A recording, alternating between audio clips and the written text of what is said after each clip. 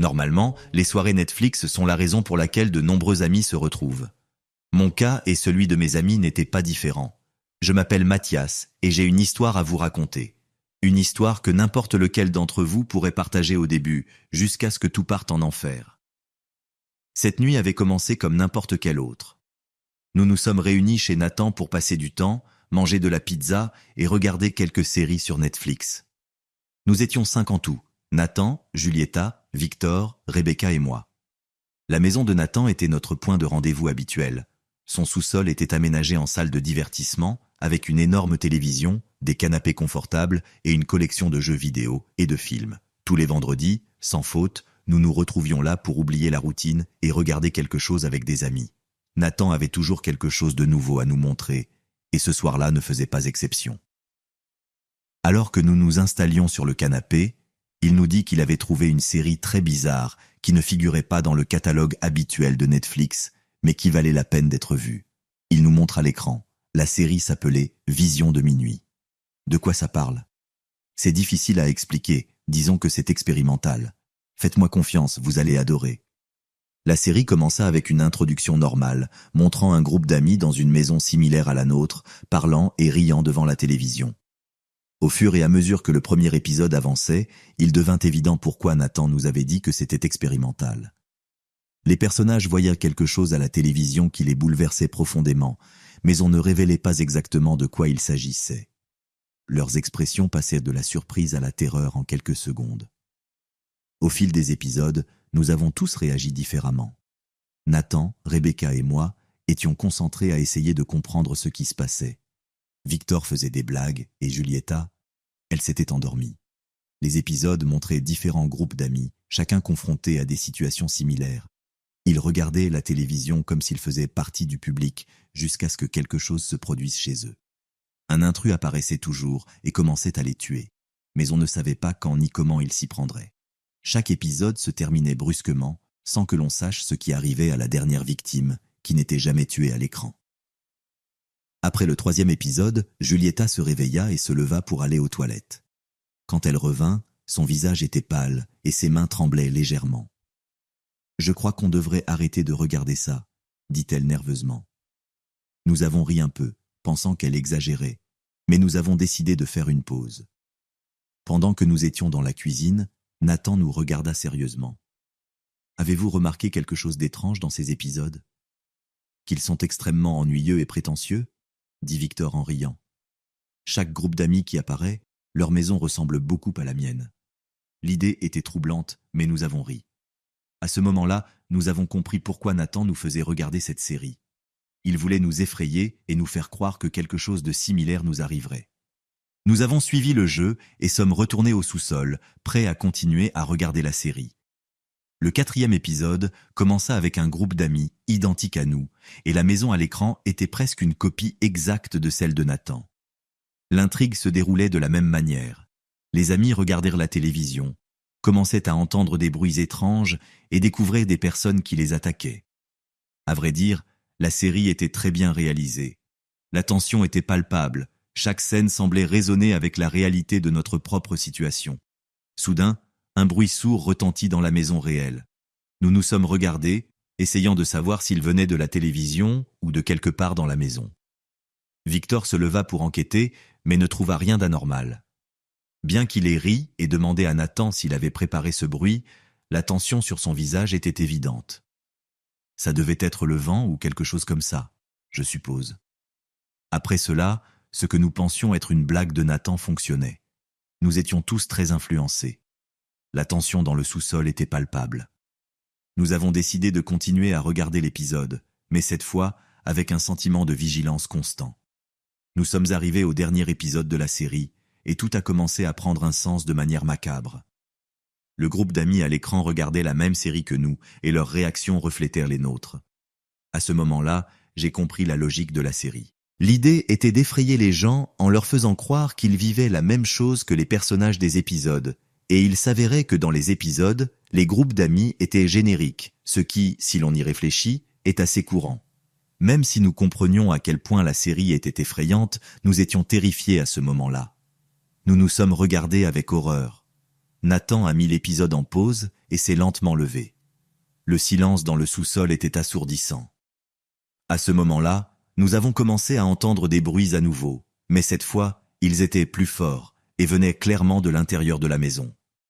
Le bruit de pas qui se rapprochaient, des portes qui s'ouvraient et se fermaient, et des murmures à peine audibles nous entouraient. Était-ce une autre blague? Nathan avait-il tout planifié? Nathan sourit d'une manière que nous n'avions jamais vue auparavant. Puis, il recula avec la télécommande, et c'est là que nous avons compris. Nathan ne revint pas à la page d'accueil de Netflix, mais à un site web qui avait la même interface que Netflix. C'était un site web qui imitait la plateforme de streaming. J'ai rapidement regardé le navigateur où Nathan avait ouvert cette page, et je l'ai reconnu. Était-ce Tor? Regardions-nous une vidéo sur le Deep Web? Que se passe-t-il, Nathan? Dis-je, effrayé.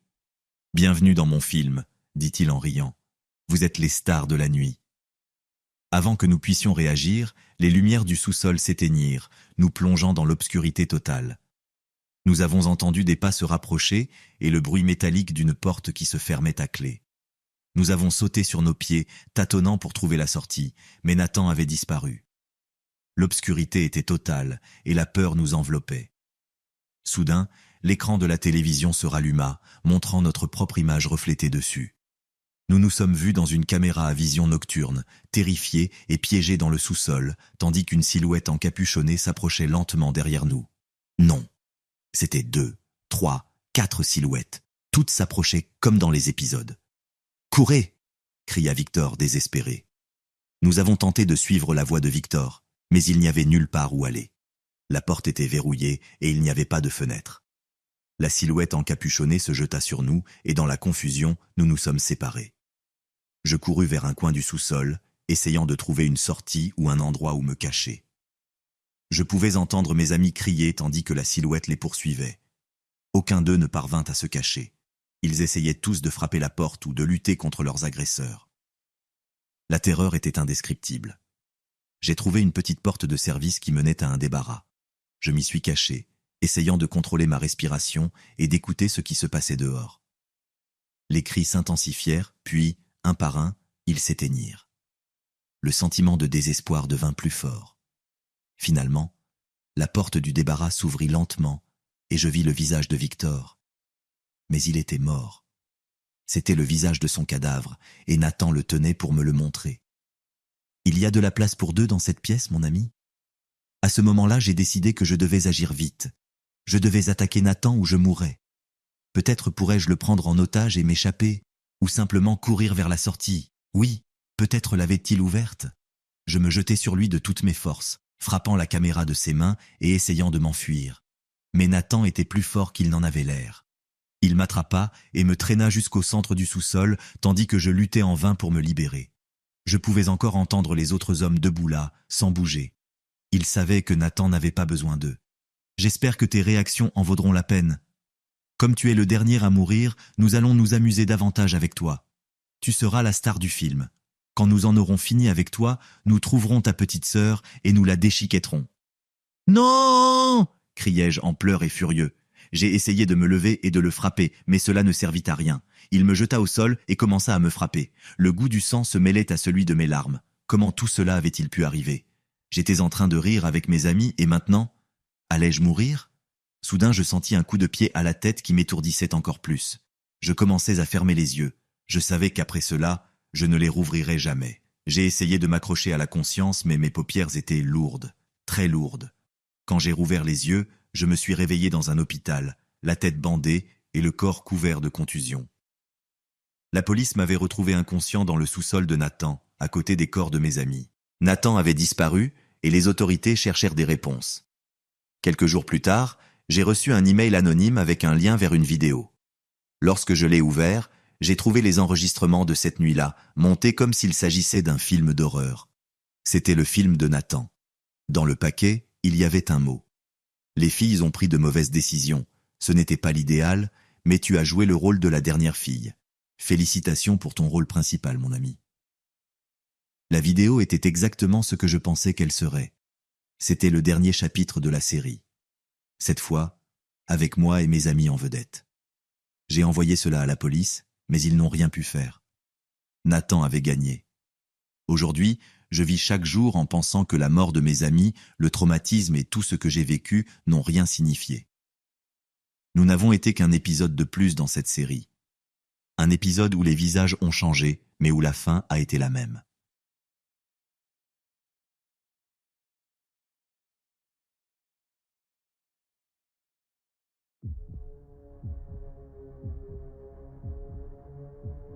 Combien d'entre vous ont vu la célèbre vidéo de Rodney Alcala? Vous savez, la vidéo qui est devenue populaire dans une émission de rencontre à la télévision, où ils avaient, sans le savoir, invité cet homme qui, sans le savoir, était un tueur en série. J'ai rencontré Rodney bien avant qu'il ne devienne célèbre, bien avant qu'il ne tue pour la première fois. Je l'ai rencontré lors d'une fête de quartier. Il était charmant, intelligent, et avait un sourire capable de faire fondre la glace. Jamais je n'aurais soupçonné que derrière cette façade se cachait un monstre. Rodney était différent des autres garçons. Alors que tous parlèrent de sport et de voitures, lui discutait d'art, de littérature et de philosophie. Son intérêt sincère pour des sujets profonds et sa capacité à tenir des conversations intellectuelles m'attiraient immédiatement. Je me sentais spécial quand j'étais avec lui, comme si j'étais la seule personne au monde qui comptait vraiment. Notre premier rendez-vous fut dans un petit café, loin du tumulte du centre-ville. La conversation coulait facilement et, pendant un moment, j'ai pensé avoir trouvé quelqu'un de vraiment spécial. Avec le temps, Rodney et moi avons commencé à nous voir plus souvent. Au début, tout semblait parfait. Cependant, de petits signaux d'avertissement ont commencé à apparaître. Rodney avait un contrôle presque obsessionnel sur nos rendez-vous. Il voulait toujours savoir où j'étais et avec qui. Si j'étais en retard, il devenait visiblement agacé. Un jour, alors que nous étions en train de parcourir des livres à la bibliothèque, j'ai remarqué comment il observait les autres.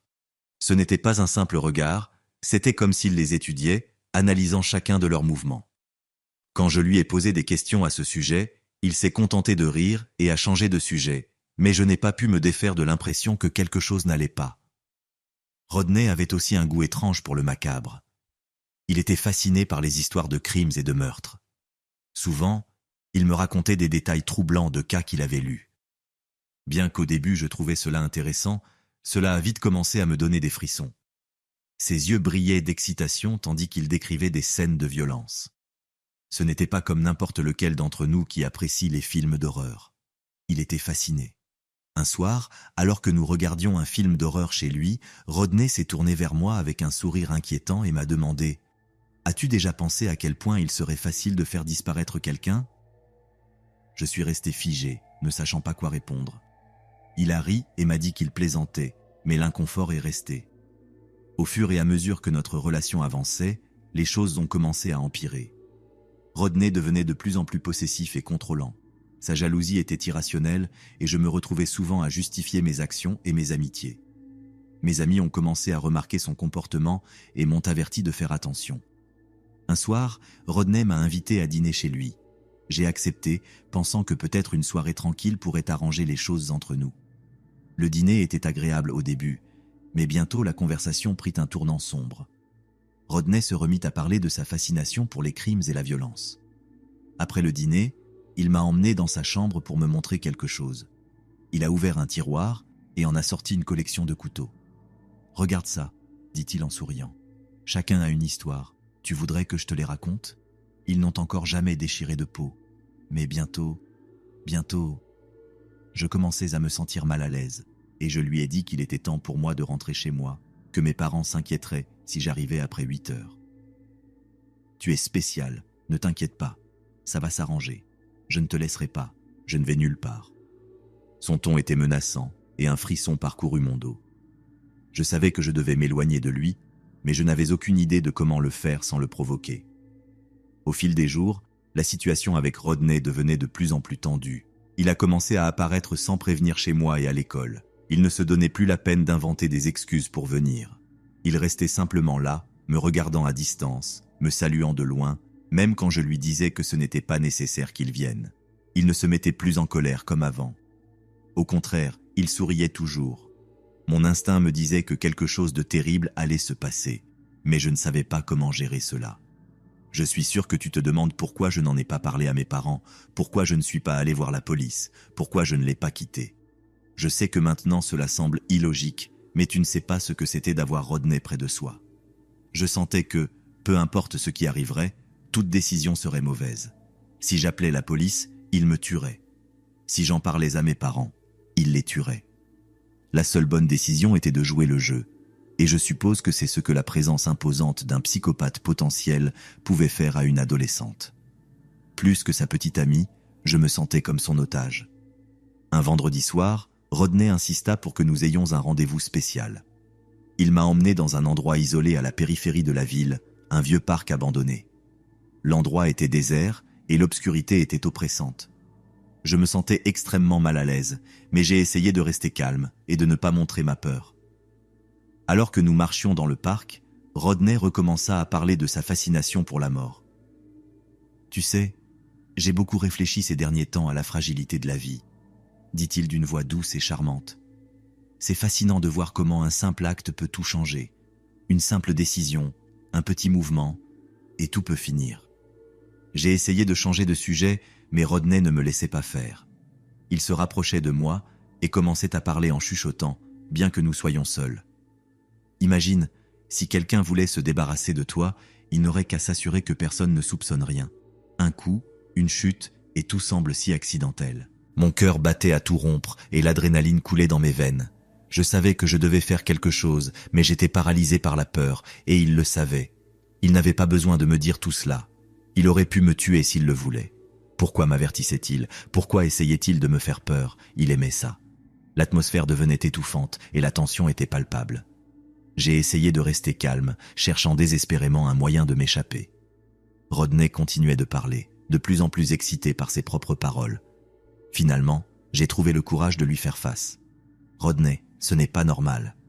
Tu as besoin d'aide. » Son visage ne changea pas. Le sourire restait et ses yeux étaient remplis d'un calme étrange. Il m'attrapa fermement le bras, mais sa voix restait douce et charmante.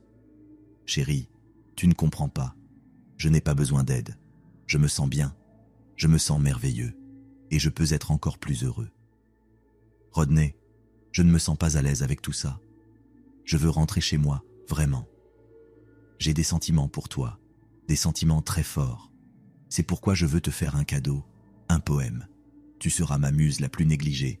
Tu seras toujours la première. » J'ai essayé de me libérer de son emprise, mais sans succès. Rodney m'a poussé contre un arbre et a commencé à m'étrangler. Je me débattais de toutes mes forces, griffant et donnant des coups de pied, mais sa force était écrasante.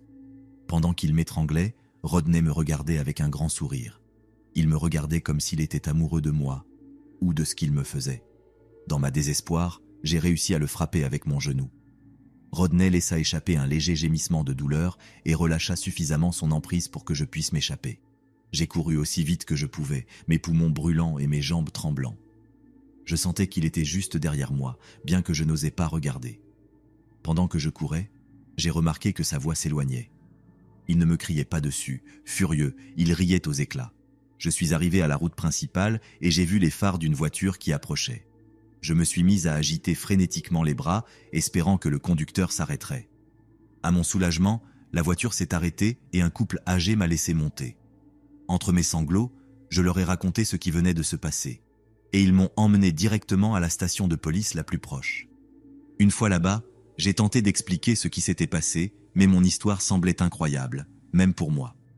Les officiers ont pris mes coordonnées et ont promis d'enquêter, mais ils ne semblèrent pas me prendre au sérieux. Je me suis sentie impuissante, sachant que Rodney était toujours libre. Cette nuit-là, je suis rentré chez mes parents, terrifié et épuisé. Je n'ai pas pu dormir, guettant chaque bruit, redoutant que Rodney apparaisse à tout moment à ma porte. Mes parents ont tenté de me réconforter, mais la peur était là, tenace et oppressante. Les jours passaient, et bien que Rodney n'ait jamais réapparu, cette peur persistait. Rodney était partout dans mon esprit, même s'il avait probablement fui. Ce qui me rongeait, c'était de savoir que, malgré tout, il était peut-être là, quelque part, en train de rire, m'ayant déjà oublié. Finalement, mes parents décidèrent qu'il valait mieux que nous déménagions dans une autre ville. Bien que je détestais l'idée de laisser ma vie derrière moi, je savais que c'était la seule façon d'échapper à ce danger constant dans lequel je vivais. Nous avons déménagé rapidement, et j'ai commencé une nouvelle vie, loin de Rodney. Quelques années plus tard, j'avais réussi à l'oublier. Je ne peux pas décrire la terreur que j'ai ressentie quand j'ai découvert qu'il était à la télévision, dans cette émission de rencontre. C'était comme si tous mes souvenirs refaisèrent surface d'un coup. J'ai tenté de contacter l'émission pour les avertir, mais elle était préenregistrée, et à ce moment-là, ils en savaient déjà plus que moi sur Rodney. Quand je les ai appelés pour les avertir que Rodney pouvait être un psychopathe dangereux, ils m'ont répondu qu'il avait déjà tué plusieurs femmes, et que la police était à sa recherche. C'est à ce moment-là que tous mes pires cauchemars concernant Rodney se sont réalisés. Jusqu'à ce jour, je ne pouvais m'empêcher de penser à la malchance que j'avais eue en croisant le chemin de Rodney. Après cet appel, j'ai commencé à réaliser que j'avais en fait été très chanceuse. Chanceuse d'être tombée sur un Rodney encore inexpérimenté dans le meurtre et d'avoir survécu pour pouvoir raconter l'histoire de ma rencontre avec lui. C'est l'histoire de Rodney Alcala, aussi connu sous le nom du tueur du jeu des rencontres. Un infâme tueur en série et prédateur sexuel qui a sévi aux États-Unis durant les décennies 70 et 80. Né le 23 août 1943, Alcala utilisait son charme et son apparence séduisante pour attirer ses victimes, dont beaucoup étaient des femmes et des jeunes filles. Alcala gagna en notoriété non seulement pour ses crimes, mais aussi pour son apparition dans l'émission télévisée populaire The Dating Game en 1978, où il participa et gagna sans que personne ne connaisse ses sombres secrets. Tout au long de sa macabre carrière, Alcala fut responsable d'au moins 8 meurtres confirmés, bien que l'on soupçonne que le nombre réel de ses victimes soit bien plus élevé, probablement au-delà de 100. Ces crimes étaient marqués par une brutalité sans nom, Alcala torturant souvent ses victimes avant de les tuer. Il fut finalement arrêté en 1979 et, après une série de procès et d'appels, fut condamné à mort. Rodney Alcala reste une figure inquiétante et perturbante de l'histoire criminelle, son cas soulignant la capacité d'un prédateur à cacher sa vraie nature derrière une façade charmante et apparemment inoffensive.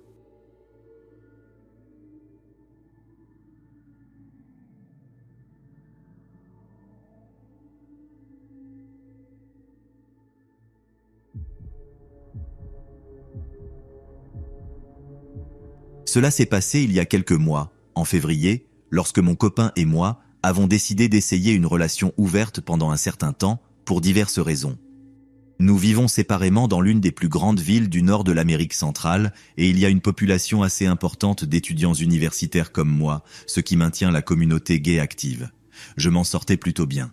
Une nuit, je m'ennuyais et je naviguais sur Grindr à la recherche d'une rencontre occasionnelle quand j'ai reçu un message d'un type qui se trouvait à moins de 250 mètres. Il n'avait pas l'air terrible et j'étais un peu désespéré. Alors j'ai accepté d'aller chez lui. Il vivait littéralement au coin de ma rue, je pouvais voir son immeuble depuis ma fenêtre, alors j'ai marché jusque-là et il m'a laissé monter dans son appartement. Nous avons fait un peu de conversation et je lui ai mentionné où je vivais. En fait, j'ai montré ma fenêtre depuis l'une des fenêtres dans l'escalier. Dès le début, j'ai trouvé que quelque chose était étrange chez lui, pas nécessairement mauvais, juste différent. Un tic bizarre dans sa main quand il saisissait la rampe, le vide dans ses yeux quand il souriait. Je ne suis pas du genre à dire que j'ai senti qu'il était maléfique ou quoi que ce soit, mais je n'ai pas été surpris lorsque ce qui a suivi s'est produit. Après être entré dans son appartement, la première chose qu'il a faite a été de dire à son chat de venir me saluer, et la deuxième chose a été de se diriger vers le comptoir de la cuisine, de saisir une seringue et de se droguer. Il n'avait même pas fermé la porte derrière moi. Je suis resté là à le regarder et il s'est retourné, a laissé tomber la seringue sur le comptoir et a dit « Oh Dieu mec, j'aurais dû te demander, ça te dérange ?» Je ne suis pas vraiment un bon chrétien, mais j'ai mes limites, alors j'ai secoué la tête en silence, remis mon bonnet et ouvert la porte pour partir. Le type a couru vers moi et m'a posé une main sur l'épaule. « Désolé, tu n'as pas à partir. On n'est pas obligé de faire quoi que ce soit.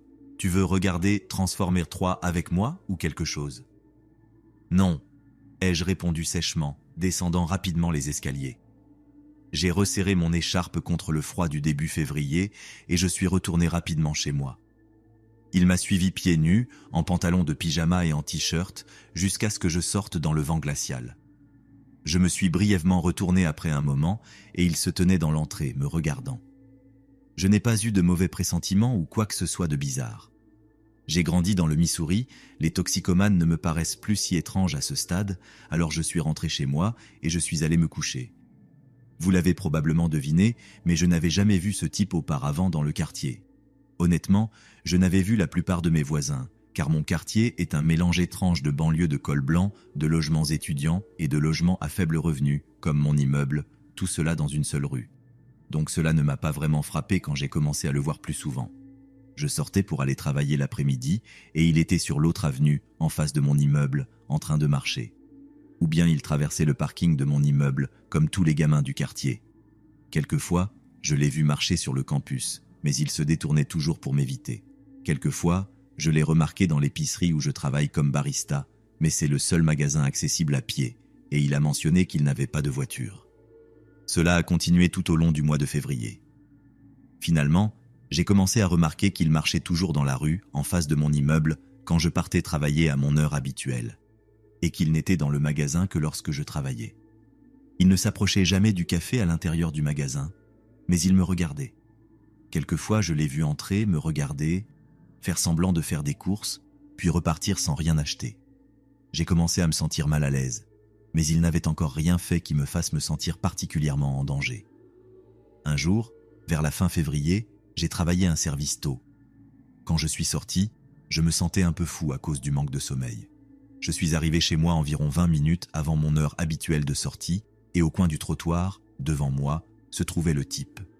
Il vérifiait sa montre à plusieurs reprises et regardait vers le haut. J'ai fait un peu de déduction et j'ai suivi son regard jusqu'à ma fenêtre du salon. Puis j'ai baissé les yeux et je l'ai regardé. Il m'a regardé directement dans les yeux. Il y a eu un moment de tension pendant que nous nous fixions du regard. Comme je l'ai dit, ce type ne dégageait pas de mauvaises vibrations ou de malveillance. J'ai rencontré des gens qui en dégageaient. Non, ce que j'ai vu dans les yeux de ce type, sur son visage, c'était quelque chose de beaucoup plus humain et beaucoup plus effrayant. Du désespoir, de la solitude, de la douleur et de la colère. Il s'est mis à courir après moi, mais je mesure 1,93 m et j'étais sprinter à l'école, tandis que lui était un toxicomane d'1,73 m en sandales sur la glace. Je suis arrivé à la première porte de mon appartement, je me suis scanné à travers la deuxième et je les ai fermées à clé derrière moi. Il est passé par la première porte, qui était déverrouillée, a essayé d'ouvrir la deuxième, a tenté d'appuyer sur le bouton pour handicaper pour les ouvrir, puis a abandonné. « Écoute mec, je suis désolé », a-t-il crié, posant une main sur le verre de la porte. « On peut t'en parler ?» J'ai secoué la tête, absolument pas. « Laisse-moi tranquille », ai-je dit. Puis je me suis retourné et je me suis dirigé vers l'ascenseur. Quand je me suis retourné de nouveau, il était déjà parti, dans la neige. Je ne l'ai pas vu pendant quelques semaines après cela, ce qui était agréable parce que mon copain aime marcher dans la rue en face de l'appartement de ce type quand il reste avec moi et qu'il a besoin de sortir fumer. Une nuit, mon copain était chez moi. Il était sorti fumer avant que nous allions nous coucher et m'a mentionné que la prochaine fois qu'il sortirait, il voudrait que j'y aille avec lui. « Pourquoi ?» ai-je demandé, en le serrant dans mes bras alors qu'il frissonnait. « Il fait nuit et froid et parfois je deviens parano là dehors », a-t-il murmuré contre ma poitrine. Il y a un type bizarre qui se tient parfois au coin de la rue, de l'autre côté, et il regarde juste l'immeuble. Une fois, il m'a demandé une cigarette et je lui ai dit que je n'en avais pas, même si j'en avais une à la main. Il a ri, m'a embrassé le menton et s'est endormi. Je suis resté éveillé, préoccupé. Quand j'étais sûr que mon copain dormait profondément, c'est-à-dire après environ 5 minutes, je me suis levé, je me suis habillé et je suis allé à la fenêtre. C'était une nuit froide et claire. Je pouvais voir de l'autre côté de la rue, sous l'éclat orange du réverbère, le type. Je ne pouvais pas le voir clairement, mais quand il m'a vu, il m'a fait un signe de la main. Je lui ai fait un geste obscène et j'ai fermé les volets. Je ne sentais pas que je devais en parler à mon copain, car soit il irait directement à la police, ce que je déteste faire, soit il essaierait de se défendre. Et même si je l'aime de tout mon cœur, je ne veux pas voir une bagarre entre un harceleur toxicomane et mon copain, qui est maigre et accro à la nicotine. Alors je l'ai gardé pour moi et je ne lui en ai toujours pas parlé. Mais j'ai commencé à l'accompagner chaque fois qu'il sortait fumer. Le type était souvent dehors. Parfois, il nous suivait un peu avant de bifurquer dans une rue latérale. D'autres fois, il nous observait à distance. Et parfois, il était dans son appartement. Mon copain ne s'en rendait jamais compte. Je gardais mon calme et il ne se passait rien.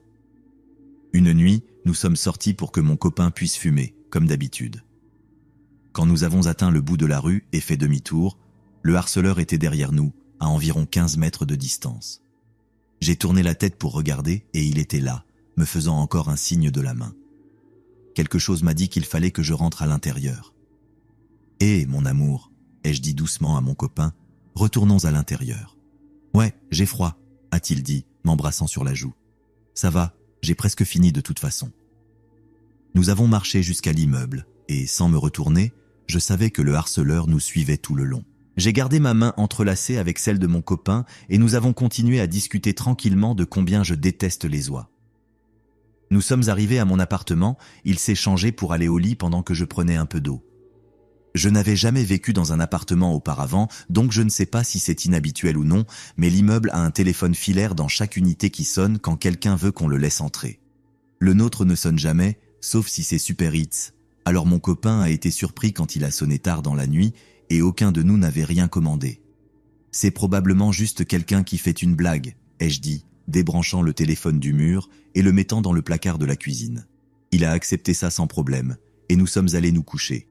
Quand il dormait profondément, je me suis levé, je me suis habillé, j'ai attrapé quelques affaires et je suis descendu les escaliers avec mon épais manteau d'hiver.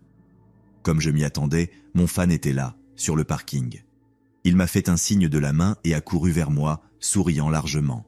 « Hé mec, qu'est-ce que tu veux ?» ai-je dit d'un ton plat. « Écoute mec, je pense qu'on a laissé les choses étranges la dernière fois et je voulais juste parler avec toi, a-t-il dit. Donc tu m'as harcelé, ai-je répondu. Quoi ? A-t-il commencé, semblant plus en colère, fronçant les sourcils. Non mec, je t'ai pas harcelé. Je voulais juste savoir quand je pourrais te parler, mais tu m'évites toujours. Maintenant, tu traînes avec ce petit mec maigre, essayant de me le jeter à la figure, et j'aime pas ça. Écoute mec, a-t-il dit en souriant à nouveau, en faisant un pas vers moi. Tu veux qu'on en parle chez moi ? Laisse ce mec blanc et viens passer la nuit avec moi. Cette fois, je me shooterai pas ni rien. Il fit un autre pas vers moi. Dans sa main droite, j'ai vu un petit morceau de métal briller, un couteau pliant.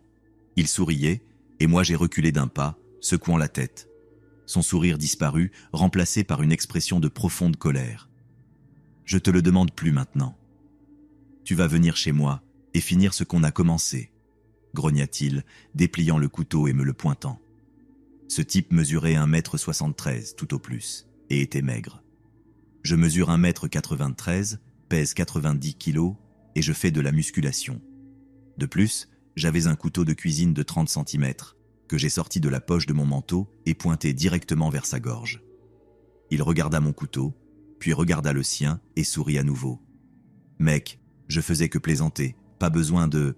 On peut parler ici même, mec. Laisse-moi tranquille, moi et mon copain, ai-je dit très calmement. Sinon je te couperai le visage et je le mangerai. »« Quoi ?» dit-il. « J'ai passé 8 ans en centre de redressement pour avoir poignardé un gaz au lycée, ai-je menti. » Il recula, rangeant son couteau dans sa poche. J'ai fait un autre pas vers lui, toujours avec le couteau à la main. Il recula rapidement, presque en glissant sur la glace, jusqu'à ce qu'il prenne la fuite vers son immeuble, et je l'ai suivi avec mon couteau jusqu'à ce qu'il traverse la rue où je me suis arrêté. J'ai rangé mon couteau dans ma poche et je l'ai regardé courir vers son immeuble. Puis je suis monté dans ma chambre, j'ai dit à mon copain que j'étais juste allé aux toilettes et je me suis endormi. Alors, cher junkie sans nom et obsédé, ne nous croisons plus jamais, ou je mangerai ton visage.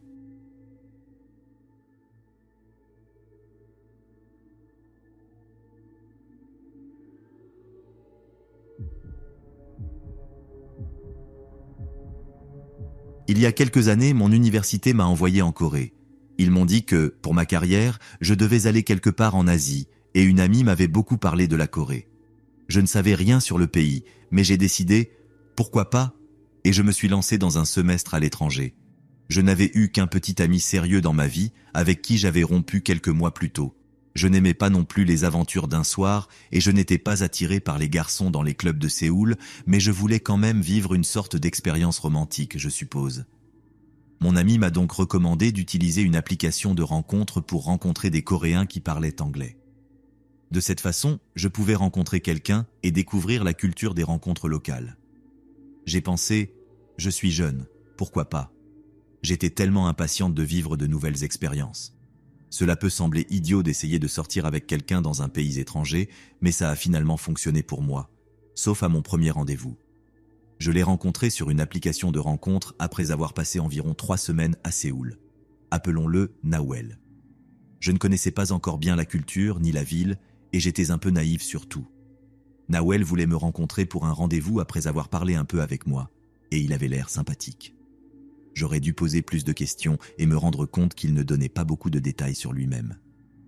Nawel était un peu plus âgé que moi, mais il disait qu'il était étudiant à l'université. J'ai supposé qu'il avait déjà fait son service militaire, ce qui est obligatoire pour tous les hommes en Corée, et qu'il était ensuite retourné étudier. Nous avons discuté un peu et décidé de nous retrouver pour prendre un thé près de l'université où j'étudiais.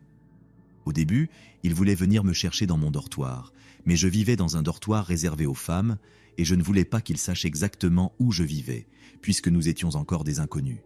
J'ai donc insisté pour que nous nous retrouvions en ville, près du métro. Il n'a pas vraiment aimé cette idée, ce qui, avec du recul, était un signal d'alarme. Mais il a finalement accepté. Le soir du rendez-vous, je l'ai attendu pendant 1 heure. Il est arrivé très en retard. Nawel, de manière étrange, m'a dit qu'il voulait simplement me faire attendre. J'ai pensé qu'il plaisantait et je lui ai envoyé un émoticône rieur, pensant qu'il s'était simplement perdu. Quand il est finalement arrivé, il était beaucoup plus petit que je ne l'avais imaginé, mais la taille d'un homme ne m'a jamais vraiment dérangé. Il était aussi plutôt maigre. Peut-être que j'ai baissé ma garde parce que je ne le voyais pas comme une menace physique, ce qui fut une erreur. Dès le début, il était trop démonstratif avec moi et respirait de façon étrange et lourde. Je me sentais très mal à l'aise avec son comportement. Habituellement, je suis très tolérante envers les différentes personnalités, mais c'était très étrange pour moi. On m'avait dit que les hommes coréens étaient polis et pas très démonstratifs lors des premiers rendez-vous. De plus, il était habillé de façon étrange, en costume pour un rendez-vous, mais j'ai pensé que c'était peut-être typique en Corée. Encore une fois, j'étais ignorante et je ne connaissais pas encore la culture. La première chose qu'il m'a dite fut « Tu n'es pas aussi blanche que je pensais ». Au début, j'ai pensé que c'était une erreur de traduction, mais son anglais était presque parfait.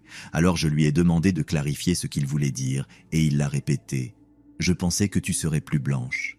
Ta peau est plus foncée que ce que je pensais, et tes yeux ne sont pas aussi verts. Es-tu vraiment d'origine européenne ?» À ce moment-là, je me suis sentie officiellement mal à l'aise. D'abord, je suis d'origine irlandaise et scandinave, donc je suis assez blanche. Alors le fait qu'il pensait que je pouvais être encore plus blanche était ridicule. Pourquoi cela lui importait-il en premier lieu? Pourquoi la couleur de ma peau était-elle pertinente pour lui? Et pourquoi la mentionnait-il? Pendant le rendez-vous, il a mentionné 3 fois qu'il aurait aimé que mes yeux soient plus verts. Et chaque fois, je lui répondais que mes photos en ligne me faisaient peut-être paraître plus claires. Et je rejetais cela comme un commentaire nerveux ou sa façon maladroite d'initier une conversation. C'est drôle les excuses ridicules qu'on trouve pour les gens quand on a peur. Quand nous sommes arrivés au salon de thé, j'ai essayé de commander un thé à la framboise simple, mais il m'a arrêté et m'a dit que je devais goûter un thé spécial. J'ai trouvé étrange qu'il veuille choisir mon thé à ma place, mais encore une fois, dans ma tête, je l'ai ignoré. Il a beaucoup insisté pour que je ne boive que ce thé, et j'ai finalement accepté. Ces petits détails deviendront plus bizarres plus tard. Après le thé, il m'a demandé si nous pouvions faire une promenade autour de mon université. Il faisait déjà nuit, mais l'école était très bien éclairée, alors j'ai accepté. Pendant toute la promenade, il s'arrêtait de façon aléatoire et me serrait dans ses bras pendant de longs moments. Au début, j'ai laissé passer, mais ensuite je l'ai arrêté et il continuait d'essayer. Il n'arrêtait pas de m'enlacer et de respirer lourdement contre mon cou.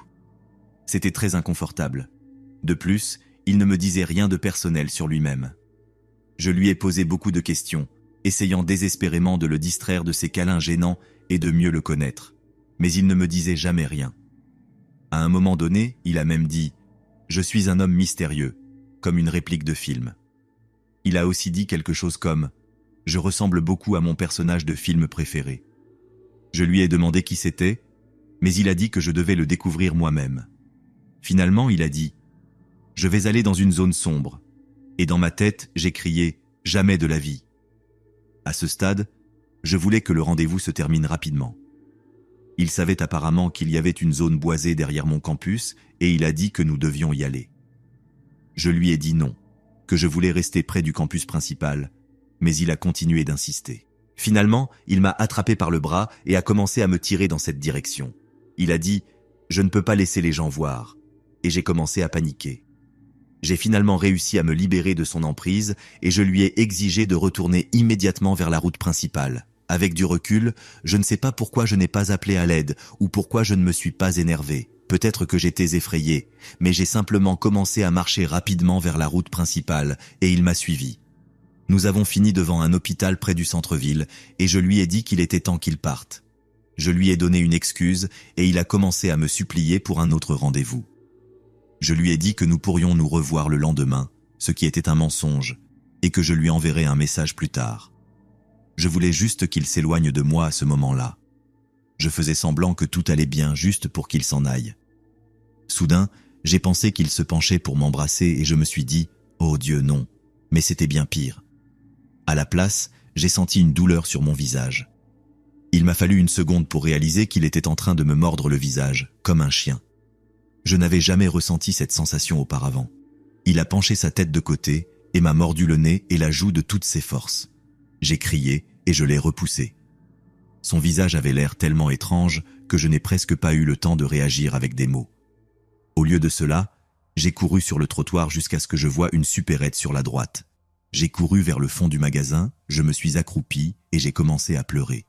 Le propriétaire du magasin a commencé à me crier dessus, mais je n'ai pas pu lui expliquer ma situation. Je lui ai simplement supplié en anglais de me laisser rester. J'ai fini par acheter une sucette pour pouvoir rester là. Mon Dieu, j'aurais dû apprendre un peu de coréen à ce moment-là. Je suppose que Nawel ne m'a pas suivi.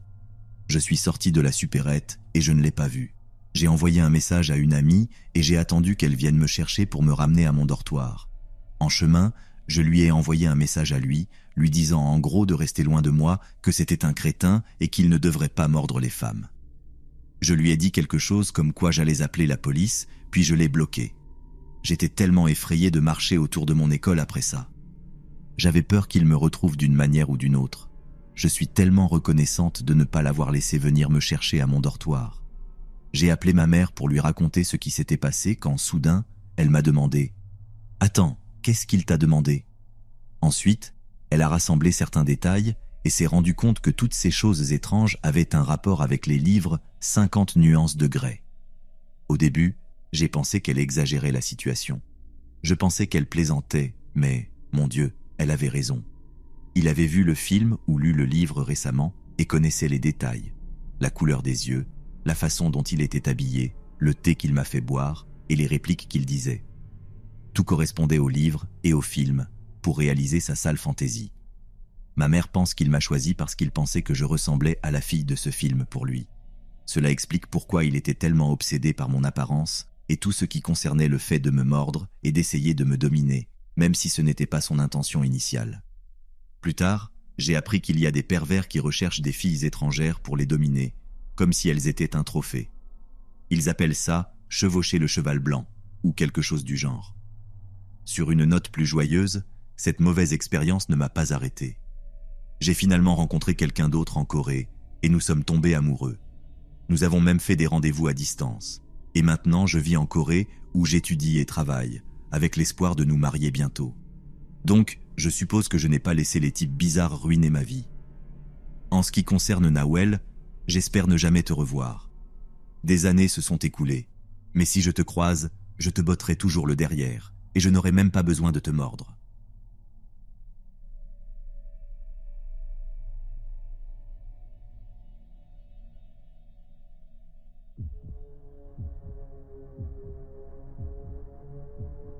Il y a quelque temps, j'ai décidé que j'avais besoin de sortir à nouveau et de commencer à rencontrer des gens.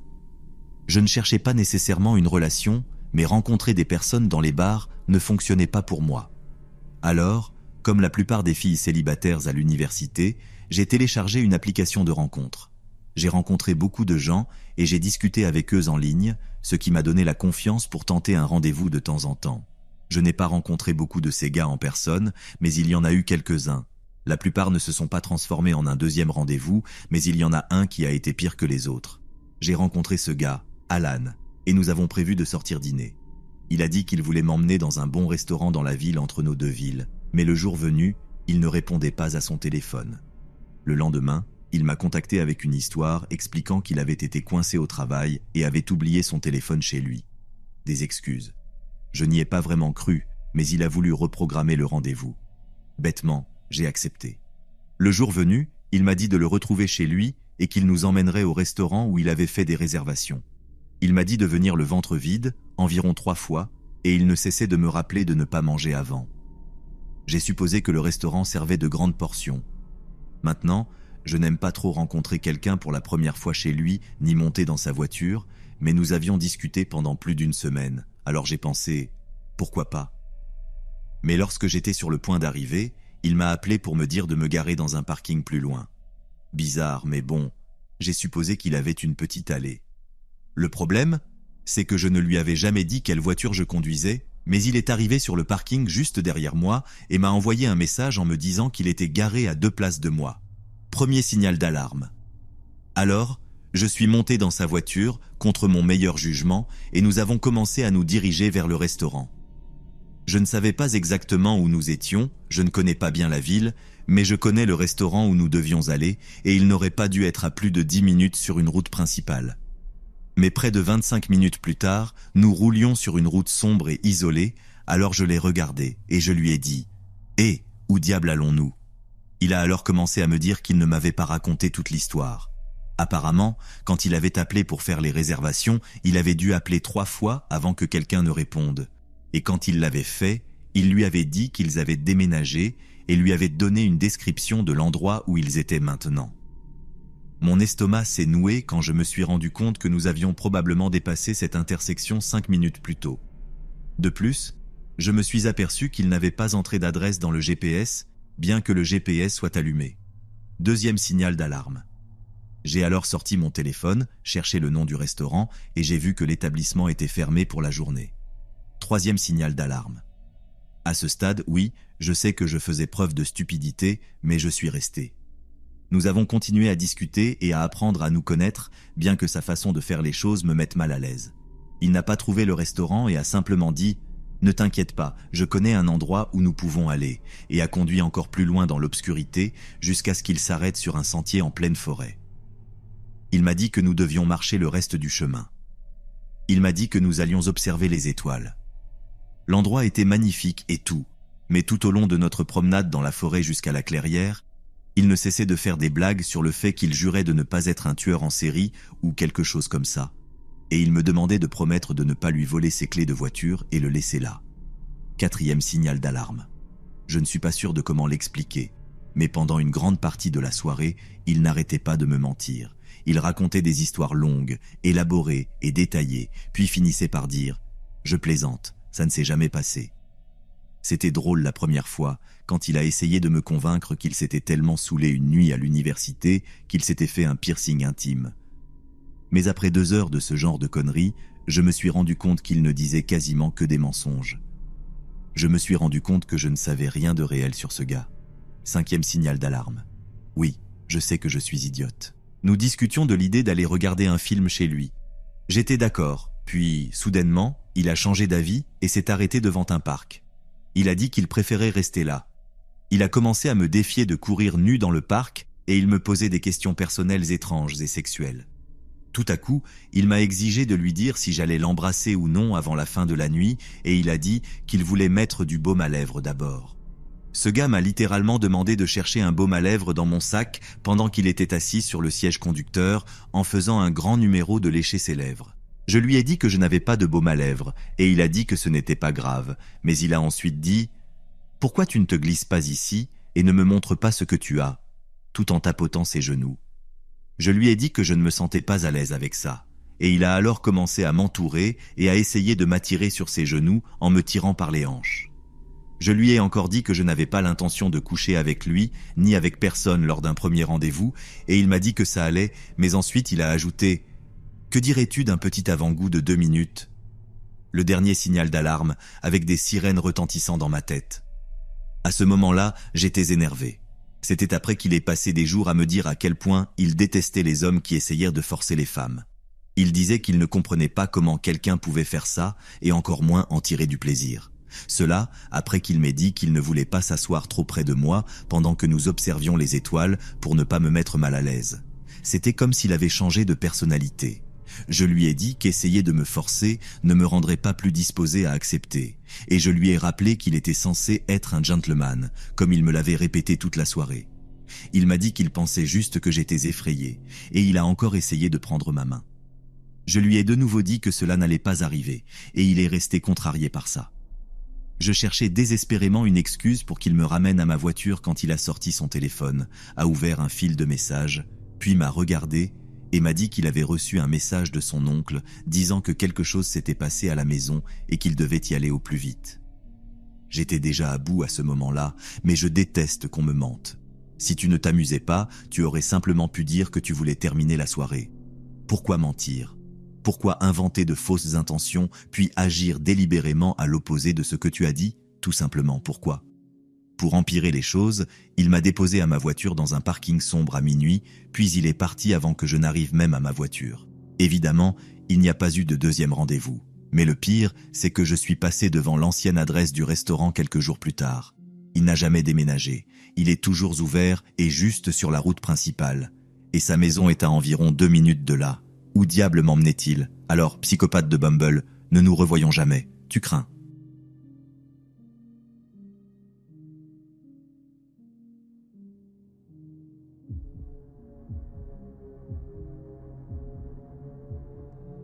Je ne suis pas du genre à raconter ma vie personnelle, mais ce qui m'est arrivé récemment me donne encore la chair de poule chaque fois que j'y repense.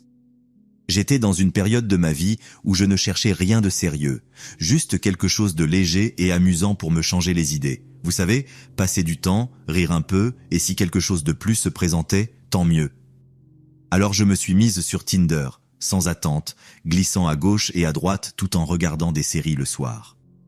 Ce que je n'aurais jamais imaginé, c'est qu'une simple application, quelque chose d'aussi banal qu'un rendez-vous via Tinder, se transformerait en l'expérience la plus troublante et étrange de ma vie. Tout a commencé un après-midi comme un autre. Après une journée de travail éprouvante, j'ai décidé d'ouvrir Tinder pour me détendre un peu. Je m'ennuyais à voir toujours les mêmes profils, des garçons de mon âge ou un peu plus âgés, jusqu'à ce qu'il apparaisse. Il était beaucoup plus âgé que moi, je dirais dans la cinquantaine, avec un profil élégant, des photos en costume chic et un air de confiance qui, d'une manière ou d'une autre, m'a attiré. Son nom était un peu inhabituel et je ne m'en souviens pas, mais ce qui a retenu mon attention, c'était sa bio. Elle ne disait pas grand-chose, juste quelque chose comme « Je cherche à profiter de la vie, sans complications », accompagné d'un emoji de verre de vin. Sans trop réfléchir, j'ai glissé à droite. Pourquoi pas ? Il avait l'air bien pour son âge, et parfois, c'est amusant de discuter avec quelqu'un de différent. Quelques minutes plus tard, j'ai reçu la notification. C'était un match. Nous avons commencé à discuter et la conversation a rapidement pris. Il ne ressemblait pas au type classique de gars plus âgé qui cherche juste quelque chose avec une jeune fille. Il était charmant, drôle et, surtout, il semblait vraiment intéressé à me connaître. Après quelques messages et quelques blagues, il m'a proposé de nous voir le soir même. J'ai été surprise par la spontanéité de l'invitation, mais en même temps, je savais que j'avais envie de sortir et de me changer les idées. J'ai accepté. Nous avons convenu de nous retrouver dans un restaurant assez chic du centre-ville, l'un de ces endroits où je ne vais pas souvent à cause des prix, mais il a insisté pour tout prendre en charge. Dès que je l'ai vu, j'ai remarqué qu'en personne, il paraissait bien plus vieux, avec quelques cheveux gris et des rides que les photos ne montraient pas, mais il avait cette présence qui vous fait sentir que tout est sous contrôle. Il portait un costume élégant et une montre qui brillait sous les lumières du restaurant, du genre que l'on ne voit pas sur n'importe quel poignet. J'ai été surprise par l'attention qu'il m'a accordée dès le début, toujours souriant, me posant des questions sur ma vie, m'écoutant avec un intérêt que je n'avais pas ressenti depuis longtemps. Le dîner a été excellent. Il a commandé les meilleurs vins et plats sans même regarder les prix. Il me faisait me sentir comme dans un de ces films romantiques où tout est parfait. Et pendant un moment, j'ai oublié que ce n'était qu'un rendez-vous Tinder décontracté. Après le dîner, il m'a proposé de venir chez lui. Ce n'était pas loin. Et selon lui, il avait une vue imprenable sur la ville. Je me sentais bien, j'avais bu un peu, mais pas au point de ne plus être consciente de mes décisions. J'ai accepté parce que, pour être honnête, je passais une bonne soirée et j'étais curieuse de voir où tout cela nous mènerait. Nous sommes arrivés chez lui et c'était exactement comme il l'avait décrit, grand, luxueux, avec une vue panoramique sur la ville illuminée. C'était un endroit qui ne pouvait clairement pas appartenir à quelqu'un menant une vie normale. Tout dans cet appartement criait l'argent et l'excès. Il m'a offert un autre verre de vin, et tandis qu'il mettait une musique douce en fond, nous avons commencé à parler de tout et de rien. Il semblait connaître beaucoup de personnes importantes, mentionnant des noms d'hommes d'affaires et d'artistes comme s'ils étaient de vieux amis. J'avais l'impression d'être dans un autre monde, un monde auquel je n'étais pas habitué, mais qui me faisait me sentir spécial, comme si, soudainement, tout ce que je connaissais était à des kilomètres de là. Après un moment, la tension entre nous est devenue évidente, et sans que je sache trop comment, nous nous sommes retrouvés dans son lit. Tout est allé très vite, un mélange de désir et de cette étrange attirance que j'avais ressentie dès le début. Ce n'était ni romantique, ni spécial. C'était plutôt impulsif, comme si nous essayions tous les deux de combler un vide. Après tout cela, nous nous sommes endormis presque immédiatement. La nuit avait été fatigante, et le vin avait certainement aidé le sommeil à m'emporter sans plus attendre. Je me suis réveillé tôt, encore un peu étourdi par le vin de la veille. La chambre était totalement silencieuse, et au début, tout semblait normal. J'ai regardé à côté de moi dans le lit, mais il n'était pas là. Je n'ai pas trop réfléchi à cela. Je me suis dit qu'il s'était probablement levé avant moi et qu'il devait être dans la cuisine à préparer du café ou quelque chose. J'ai mis le peignoir que j'ai trouvé sur une chaise et je suis sorti de la chambre, encore à moitié endormi et l'esprit vide.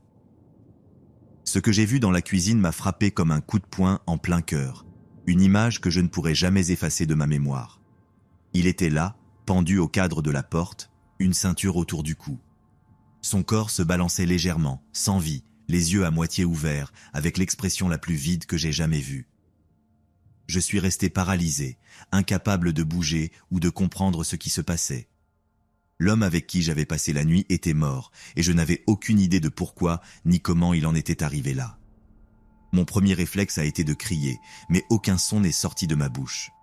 Je me sentais piégé dans un cauchemar qui semblait irréel, mais qui, en même temps, se déroulait juste devant mes yeux.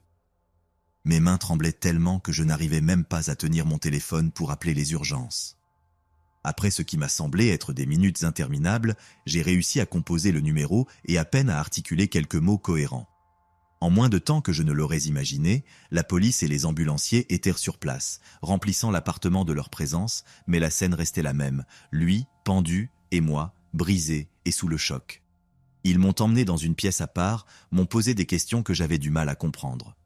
Le protocole a été épuisant. Ils ont vérifié mon identité, pris des déclarations et m'ont interrogé encore et encore sur ce qui s'était passé la nuit précédente. Je leur ai tout raconté, comment je l'avais rencontré, le dîner, l'appartement, comment nous nous étions simplement endormis. Je savais que je devais dire la vérité, mais tout ce que je disais semblait si irréel que j'avais peur qu'ils ne me croient pas. Les officiers me regardaient avec un mélange d'incrédulité et de suspicion, et chaque minute passée dans cet endroit me faisait me sentir plus vulnérable et exposé. Après des heures d'interrogatoire, ils m'ont enfin laissé partir. Ils m'ont dit que l'affaire serait traitée comme un suicide et que, d'après ce qu'ils pouvaient voir, je n'avais rien à voir avec sa mort. Pourtant, la peur ne me quittait pas. Qu'est-ce qui avait bien pu passer dans sa tête?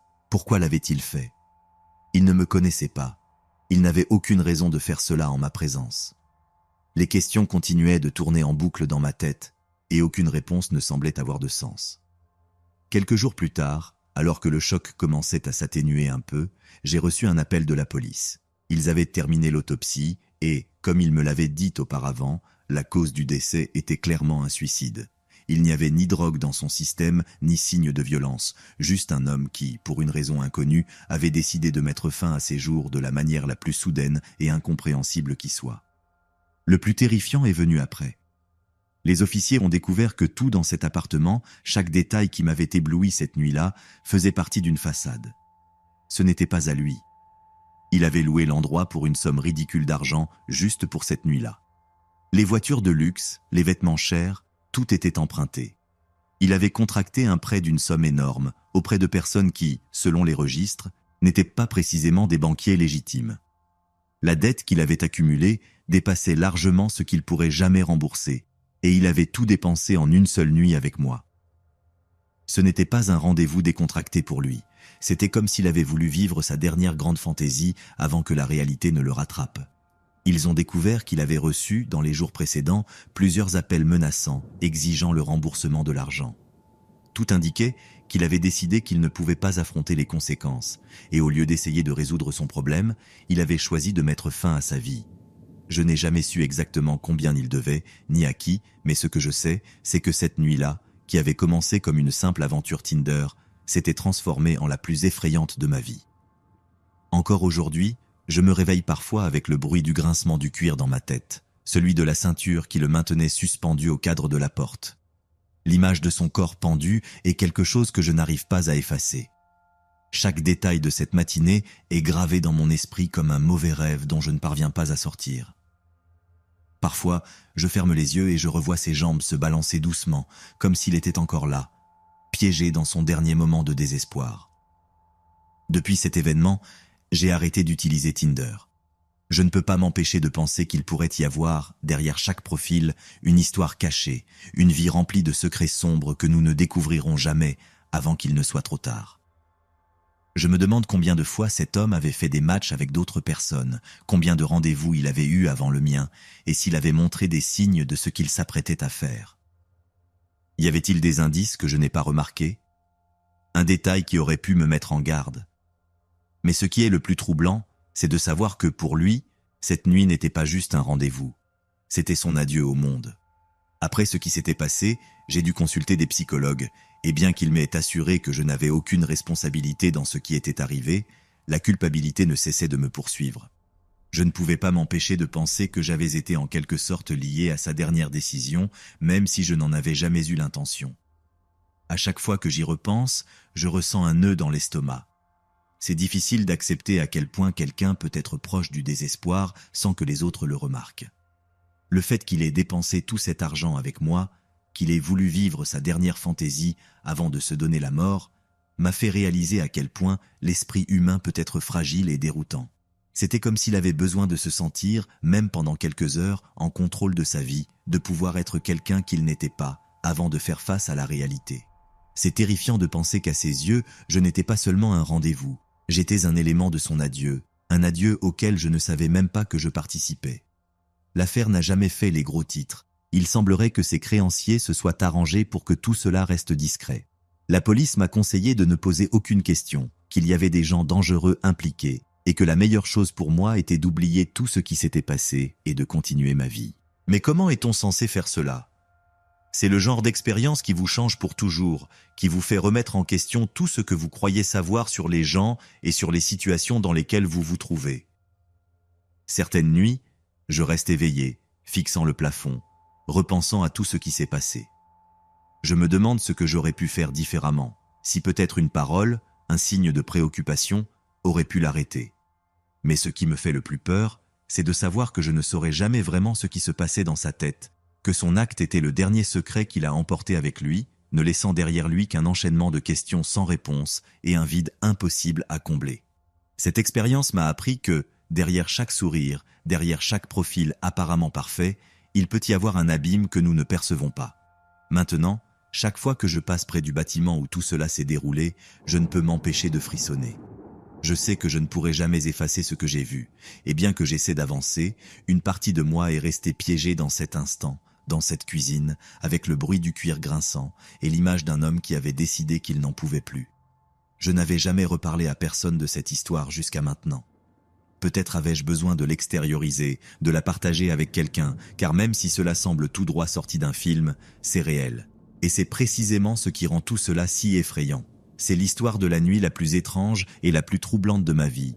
Une nuit qui m'a appris que l'inattendu peut se trouver juste au coin de la rue, dans le profil d'une application ou dans un dîner qui commence comme n'importe quel autre, mais qui finit de la manière la plus imprévisible et la plus sombre possible.